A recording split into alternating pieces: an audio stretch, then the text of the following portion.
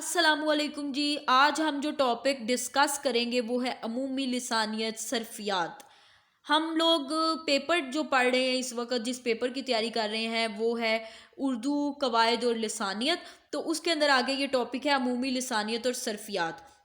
صرفیات کیا ہوتی ہے جی؟ میں آپ کو بتا دیتی ہوں کہ ابتدا میں گرامر کی ضرورت، پہلے ابتدا میں گرامر نہیں تھی، گرامر کی ضرورت تب پیش آئی جب ایک زبان کو بولنے والوں نے دوسری زبان کے بولنے والوں نے استعمال کرنا شروع کیا، اور انہوں نے اس کو، ظاہری بات ہے ان کو اس زبان کا نالج نہیں تھا، تو انہوں نے اس کو غلط پروناؤنس کرنا شروع کر دیا، غلط پڑھنا بولنا شروع کر دیا، تو پھر یہ جو ہے گرامر کی ضرورت پیش آئی۔ سب سے پہلے گرامر کا کانسیپٹ ابو الاسود نامی ایک بندہ تھا، حضرت علی رضی اللہ تعالیٰ عنہ کے دور کے اندر، وہ جو ہے وہ قاری قرآن کو انہوں نے قرآن پڑھتے ہوئے غلط سنا، تو ان کا پھر یہ خیال ہوا کہ اگر یہ قرآن کے اس طرح غلط پڑھیں گے تو اوبویسلی قرآن کے تو معنی چینج ہو جائیں گے، تو پھر اس طرح انہوں نے عربی رسم الخط کے اندر بھی گرامر کی جو ہے وہ انوویشن کی، تو پھر اسی طرح جو ہے وہ اردو میں بھی گرامر کی ضرورت پیش آئی۔ تو اردو میں ہندی جو ہے، ہند زبان جو ہے، ہندو زبان کے قواعد لکھنے والا جو سب سے پہلا شخص تھا وہ تھا جان جوشوا کٹلر۔ یہ انگریز تھا، اس نے جو ہے وہ ایک کتاب لکھی تھی جو کہ 1743 میں شائع ہوئی تھی، 1743 میں، اور پھر اس نے یہ کتاب پبلش کی۔ تو جو سب سے پہلا بندہ تھا جس نے توجہ دلائی وہ ابو الاسود تھے، اور جس نے یہ انگریز نے کتاب لکھی وہ تھا جان جوشوا کٹلر۔ اور پھر اس کے بعد مختلف کتابیں لکھی گئیں۔ اس کے بعد 1777 میں ہیڈلے نے گرامر کی ایک بک شائع کی، پھر ڈاکٹر جان گل کرسٹ نے جو ہے وہ اردو رسالہ گل کرسٹ کے نام سے 1820 میں شائع کیا، یعنی پھر کتابیں لکھی جانے لگیں۔ چونکہ آج ہمارا ٹاپک تھا صرفیات، تو اب ہم بات کریں گے صرف پہ۔ صرف کیا ہوتا ہے؟ وہ قواعد جن میں الفاظ سے بحث کی جاتی ہے ان کو صرف کہتے ہیں، اور الفاظ گفتگو میں آتے ہیں اور ان کی نقل لکھنے میں کی جاتی ہے، اور ہر لفظ جو ہوتا ہے وہ اپنے اندر کچھ نہ کچھ میننگ رکھتا ہے، اور جس کا اصل اور صحیح معنی جو ہے وہ بول چال اور جملے کے استعمال ہونے سے ہی معلوم ہوتا ہے۔ ٹھیک ہے، صرف میں لفظ اور اس کی ساخت کا مطالعہ کیا جاتا ہے۔ اب جس صرف کو دو قسموں میں تبدیل کیا گیا، اول مستقل اور دوم غیر مستقل۔ مستقل وہ جو اپنی ذات میں پورے معنی رکھتے ہیں، اور غیر مستقل وہ جو اپنی ذات میں پورے معنی نہیں رکھتے جب تک وہ کسی دوسرے لفظ کے ساتھ مل کر نہ آئیں۔ صرف کی دو قسمیں آپ یاد کر لیجئے، مستقل اور غیر مستقل۔ اوبویسلی آپ کو مستقل لفظ سے پتہ چل گیا ہوگا کہ جو کوئی معنی دیتا ہے ڈٹا رہتا ہے، اور غیر مستقل جو کوئی معنی نہیں دیتا بلکہ کسی دوسرے لفظ کے ساتھ جب تک وہ مل کر نہ آئے تو وہ معنی نہیں دیتا۔ اب جی آگے سے مستقل اور غیر مستقل کی ڈویژن ہے۔ مستقل صرف جو ہیں ان کی 5 قسمیں ہیں۔ نمبر 1 اسم، نمبر 2 صفت، اور پھر ضمیر، فعل اور تمیز۔ ان کا میں آپ کو یہ بتاتی ہوں، اسم وہ لفظ ہے جو کسی جاندار یا شے یا کیفیت کا نام ہو، یعنی the name of a person, place or thing، جس کو ہم انگلش میں کہتے ہیں ناؤن۔ ٹھیک ہے، اسم وہ ہو جاتا ہے۔ صفت ہوتا ہے جی جس میں کسی اسم کی کیفیت یا حالت معلوم ہو۔ ٹھیک ہے، کسی صفت کی کیفیت یا کسی اسم کی کیفیت یا حالت معلوم ہو، یعنی جس میں ہمیں ناؤن کی کوالٹیز بتائی جائیں تو اس کو ہم کہتے ہیں ایڈجیکٹو۔ اور ضمیر وہ ہے جو اسم کی جگہ استعمال ہوتا ہے، یعنی اسم کی جگہ استعمال ہوتا ہے تو پرو ناؤن اس کو بولیں گے۔ اور فعل وہ جو کسی کام کا کرنا یا ہونا ثابت کرتا ہے، جس میں کسی کام کا کرنا یا ہونا پایا جاتا ہے اس کو ورب کہتے ہیں اور فعل بھی کہتے ہیں۔ اور تمیز وہ ہوتا ہے جو فعل یا صفت یا دوسری تمیز کے معنی میں کمی بیشی پیدا کرے یا اس کی کیفیت یا حالت بتائے، تو ایڈورب اس کو کہتے ہیں۔ یعنی جو ایڈورب ہوتا ہے وہ ناؤن اور ورب اور ایڈجیکٹو کے اندر کوالٹیز بتاتا ہے یا اس کو چینجنگ یا اس کو ہائی لائٹ کرتا ہے تو اس کو ایڈورب کہتے ہیں. تو یہ جی آپ کے مستقل الفاظ کی 5 قسمیں ہیں. اگر آپ اس کی انگلش پر نہ بھی جائیں تو نو ایشو، آپ جسٹ اردو میں یاد کر لیں، کیونکہ ہم ایم اے اردو کر رہے ہیں تو ہمیں اردو میں کرنا بیسٹ ہے. یہ تو میں نے آسانی کے لیے ڈسکس کیا کہ جس طرح انگلش میں یہ ہوتا ہے اردو میں اس کو یہ کہتے ہیں. اور غیر مستقل صرف جو ہے اس کی اقسام ہے ربط، عطف، تخصیص اور فجائیہ. یہ ہم کسی نیکسٹ ویڈیو میں انشاءاللہ ڈسکس کریں گے. ابھی ہمارا اتنا ہی ٹاپک تھا کہ صرفیات کیا ہوتے ہیں.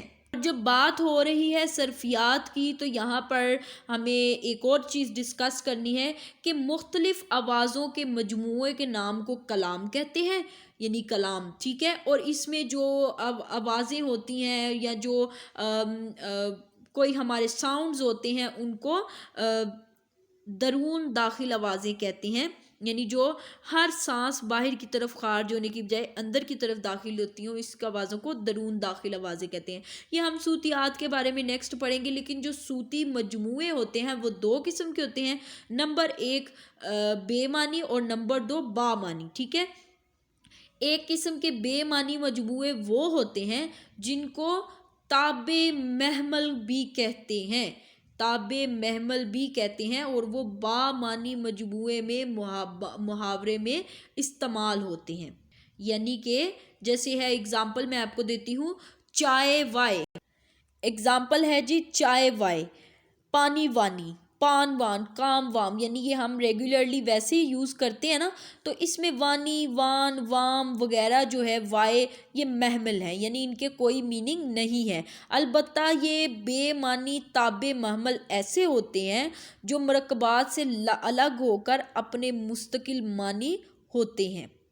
بے معنی تابع محمل ایسے ہوتے ہیں جو الگ ہو کر اپنے معنی دیتے ہیں. جیسے چائے وائے، اگر چائے وائے اکٹھا ہو تو یہ کوئی میننگ نہیں وائے دیتا، لیکن اگر وائے الگ سے ہو تو اس میں اردو میں اس کو کلمہ تاسف کہتے ہیں، یعنی افسوس کرتے ہیں نا، وائے وائے افسوس صد افسوس، تو اس کو اردو میں الگ سے کریں تو یہ ہوتا ہے. ٹھیک ہے، تو یہ آپ کو پتہ چل گیا کہ 2 قسم کے صوتی مجموعے ہوتے ہیں، بے معنی اور با معنی. ٹھیک ہے، یعنی محمل اور تابع محمل. تابع محمل وہ ہوتے ہیں جو بے معنی ہوتے ہیں اور با معنی محاورے الگ سے ہوتے ہیں. اور یہاں پہ ایک اور چیز کہ مورفیم کو ڈسکس کر لیتے ہیں. یعنی اگر ایک کلمہ ہو، یعنی ایک ہی کلمہ جو معنوی اعتبار سے بھی ایک ہو تو اس کو مورفیم کہا جاتا ہے. ٹھیک ہے، اور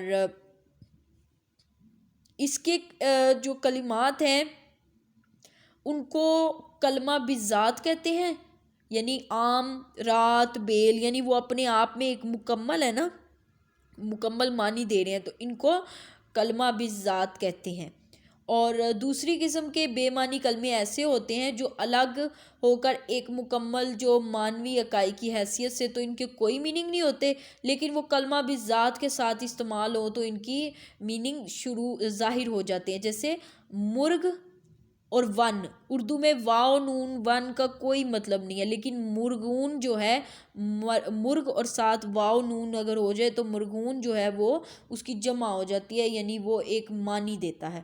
اس سے یہ پتہ چلا کہ جو ابھی ہم ڈسکس کر رہے تھے نا کہ با معنی اور بے معنی صوتی جملے، ٹھیک ہے، صوتی مجموعے، اس سے ہمیں یہ پتہ چلا کہ 2 قسم کے ہوتے ہیں. ایک کلمہ بالذات جو اٹ سیلف مکمل میننگ دیتا ہوتا ہے ورڈ، اور ایک ہوتا ہے کلمہ جو بالذات کے ساتھ لگ کے میننگ دیتا ہے، ایک وہ ہوتا ہے. ٹھیک ہے، تو یہ بطور سابقہ والے حصے کے بھی استعمال ہوتے ہیں کلمات. تو یہ ہمارا آج کا ٹاپک تھا. اور جب بات کرتے ہیں صوتیات پہ تو صرفیات کے بعد اب صوتیات کی باری آتی ہے، تو وہ بھی اندر ڈسکس کر لیتے ہیں کہ صوتیات جو ہے وہ ہمارا کسی بات کو، کسی ورڈ کو پروناؤنس کرنا، کسی ورڈ کو پروناؤنس کرنا، ادا کرنا، اسے صوتیات کہتے ہیں.